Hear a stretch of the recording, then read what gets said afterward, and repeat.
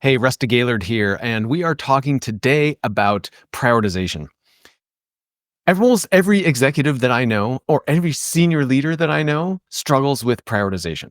Why? Because we live in a very fast paced business environment. There is so much going on. Most people's calendar is back to back, oftentimes with 30-minute, hour meetings stacked on top of each other, very little time. And what does that mean?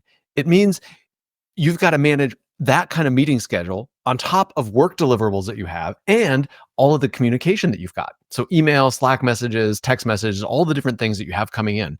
And it's those three channels of work: the meetings, the work product itself, and the communication you're doing that becomes quickly overwhelming because you're trying to do it all at the same time. I know I experienced this when I was working at Apple for many years, and I see it time and time again in my clients. It's this multitasking mentality. Look, I'm in one meeting and I'm trying to respond to messages while I'm in the meeting.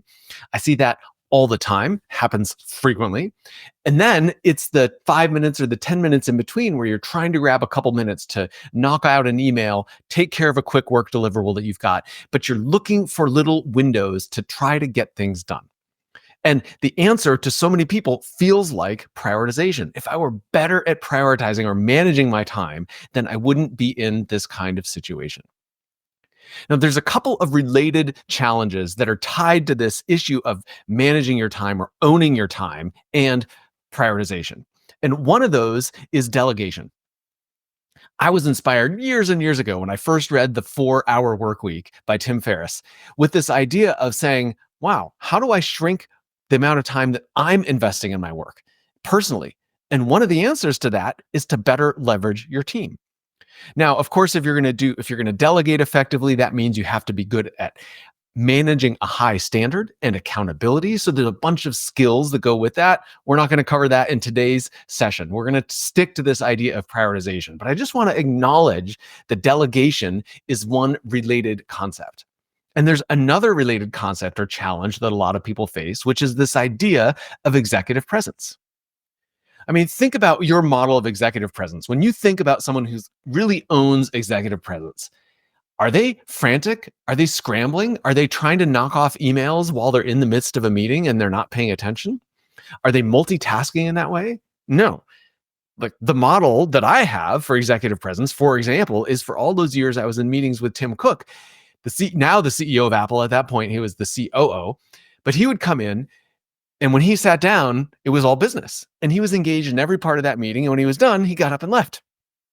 There was no multitasking. There was no any of that going on. And trust me, the rest of us were not multitasking either. We were paying attention. We were engaged in that meeting. And that, to me, is a simple model of executive presence, one that I witnessed in my career, because that executive is focused on the matter at hand. So think about how that relates to prioritization and owning your calendar. So when you are in that mode of just trying to get everything done in these three domains, attending to the meetings, delivering on the work, and managing the communication, and you're trying to do those all at the same time, how is that undermining your executive presence? Once again, we can dig into executive presence. We're not going to cover that today, but I want to just highlight the fact that this idea of managing your time, owning your calendar, driving prioritization is very connected to, do you have strong executive presence, and are you leveraging your team? Are you delegating and holding them accountable to the kind of high quality results that you need? Those things are all connected. But the challenge is real. And the challenge is we see this day in and day out of all of the work that you've got to manage. Now, there's a couple of things that I can share with you around prioritization, but really the most fundamental thing is this. What is to step back from all of the work that you're doing, gain some perspective. And what I like to actually describe is the simplest way to talk about this is to take a coffee break. Like coffee is your number one best prioritization tool. Why? Not because it helps you work faster, helps you focus or any of that, but because coffee implies stepping away from the work for a moment and reflecting and thinking about what makes the most difference.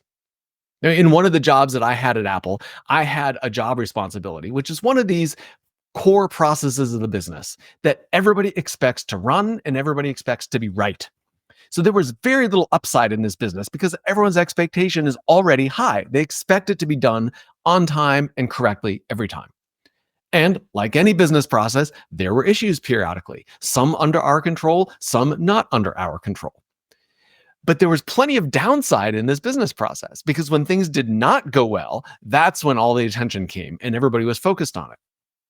So for a while, I had this goal. I want to improve this process. I want to get to 100% reliability. I want to get to the point where we no longer have those downside moments where things don't go well and everybody's focused on us and saying, what's the breakdown? What's the problem?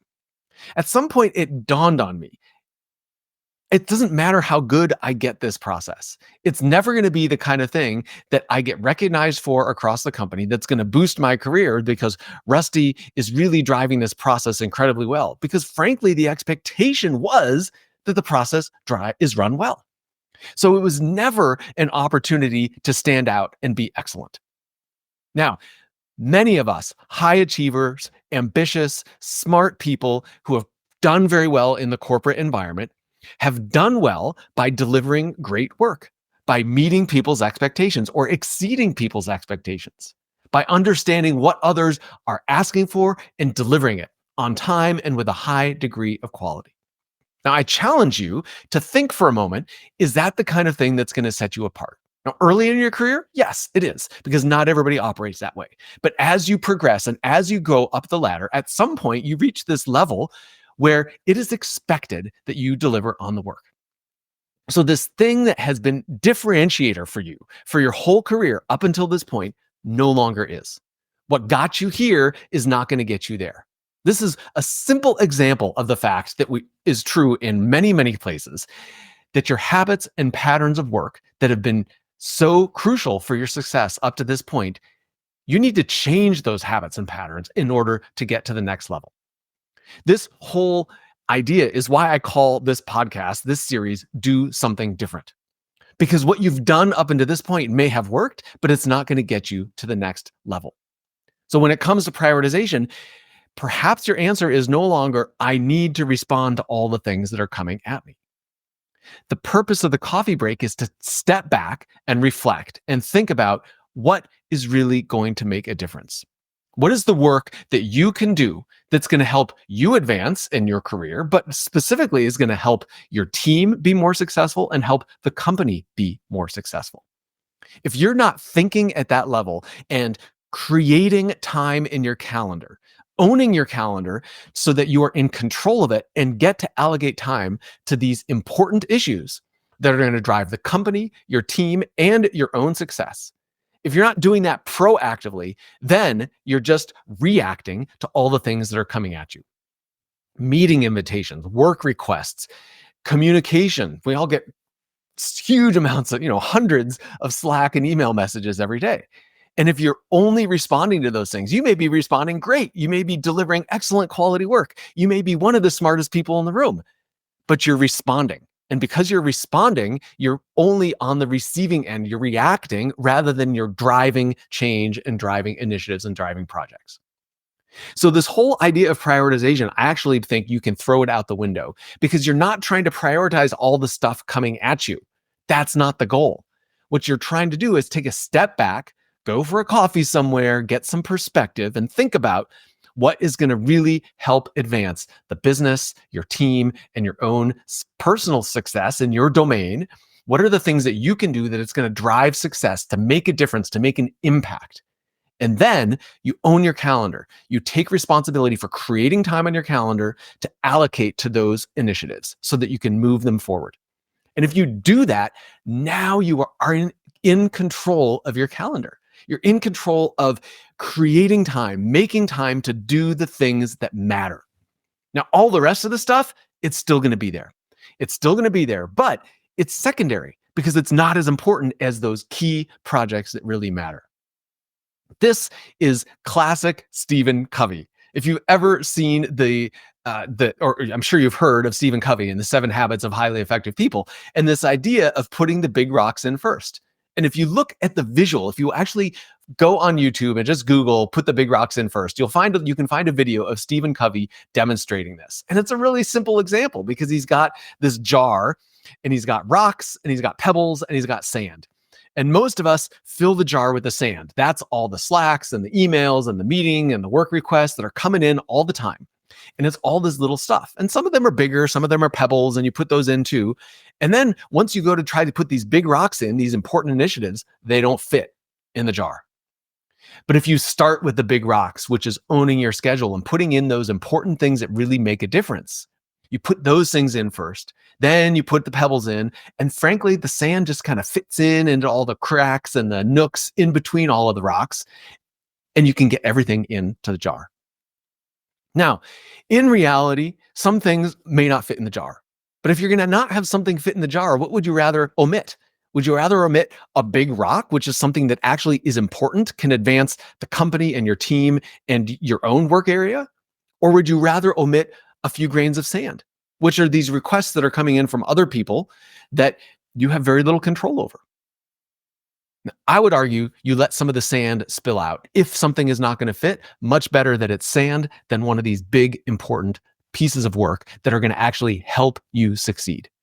So once again, as always, you will hear from me that the suggestions I'm going to give you are both a skill set and a mindset. The skill set here is simple. It's to take a coffee break, to go get some perspective, bring someone with you, talk about it. What are the things we can really do that are going to help grow the business? In my area, for me, this area that I own, for the team, for the company. Think about those things and prioritize them. That's the skill set. The mindset is the willingness to change what's important. What has gotten you here is not going to get you there. That is the mindset change. You have to change a habit or a belief around what is going to set you apart and what does success look like. For many of us, high achievers, smart, ambitious people, successes look like being responsible, taking care of all the work that comes onto your plate. But I'm challenging you to think differently about that, because success really is advancing these key projects that are going to help you move forward. Where are you going to apply this in your work week today? I always want to leave you with this question. How do you apply this? Start by taking a coffee break, identify what some of those big projects are, and then put them on your calendar and honor that time that you put on your calendar so you can advance them and make progress. Have a great. Thanks for listening to Do Something Different. Make sure to subscribe, like, comment, and share with your friends. You can also find us on your favorite podcast platform.